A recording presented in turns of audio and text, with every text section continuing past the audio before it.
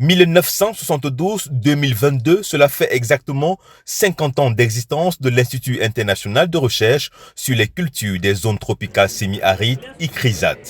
Sa mission consiste à contribuer au rehaussement des capacités de 600 millions de personnes à surmonter la faim, la pauvreté et la dégradation de l'environnement sous les tropiques semi-arides grâce à la pratique d'une agriculture toujours plus efficace et résiliente au changement climatique.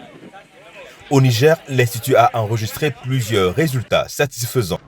De son implantation au Niger en 1980 à nos jours, les travaux de l'ICRISAT ont porté notamment sur le développement et la dissémination de variétés améliorées de sorgho, mil et arachide, qui ont permis aux agriculteurs d'améliorer leur productivité. L'ICRISAT a beaucoup contribué dans l'inscription des nouvelles variétés hybrides de mil au catalogue officiel des espèces et variétés végétales au Niger.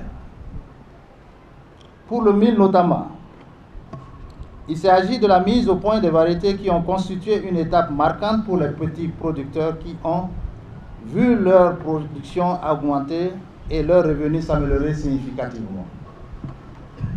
La mise au point des méthodes de sélection à l'aide des marqueurs moléculaires pour la résistance du sorgho au striga est un point important de notre intervention au Niger.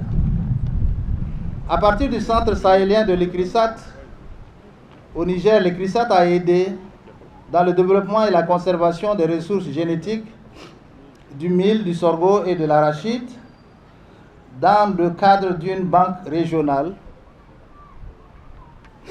des gènes établis à la station de recherche de Sadoré. Cette banque contient de nos jours plus de 40 000 accessions entièrement à la disposition de tous les partenaires de la région. Une autre intervention majeure de l'ICRISAT a été le développement des technologies de gestion intégrée de fertilité des sols et de conservation de l'eau, la bioréclamation des terres dégradées ainsi que le jardin potager africain. La cérémonie de commémoration de son cinquantenaire ce matin a enregistré la présence des acteurs de la recherche agronomique, les organisations paysannes et ONG, les représentants des missions diplomatiques et organisations internationales, des membres du gouvernement, tous convaincus du travail remarquable accompli par l'institution. Ces quelques éléments montrent à suffisance l'intérêt porté par le gouvernement vis-à-vis de l'ICRISAT.